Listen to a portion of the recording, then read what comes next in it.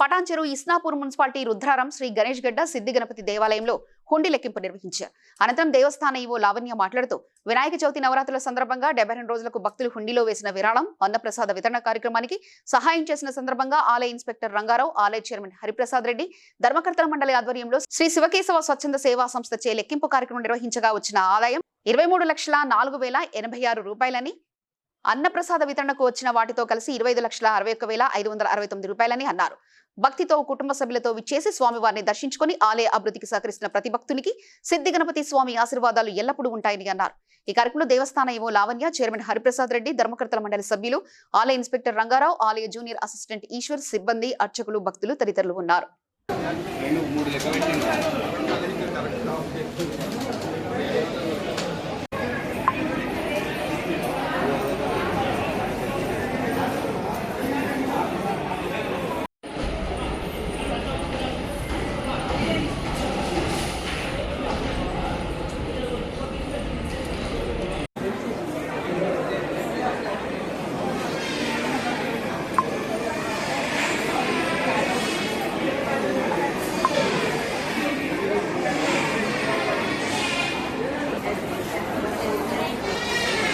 నమస్తే అండి, నా పేరు లావణ్య.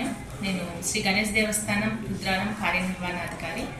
ఈరోజు 78 రోజులకు గాను ఆలయ హుండీ లెక్కింపు కార్యక్రమం జరిగింది. ఇట్టి హుండీ ఆదాయం వచ్చేసి నోట్లు 23,04,086 రూపాయలు నమోదైంది. తర్వాత చిల్లర 1,42,626 రూపాయలుగా నమోదైంది. మొత్తం కలిపి 24,46,712 రూపాయలు.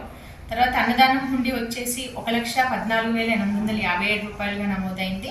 మొత్తం కలిపి 78 రోజులకు గాను 25,61,569 రూపాయలు నమోదైంది.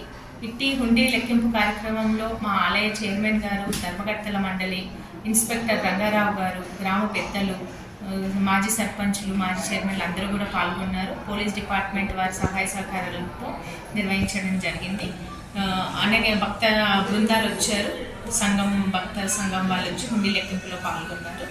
అందరికీ ధన్యవాదాలు.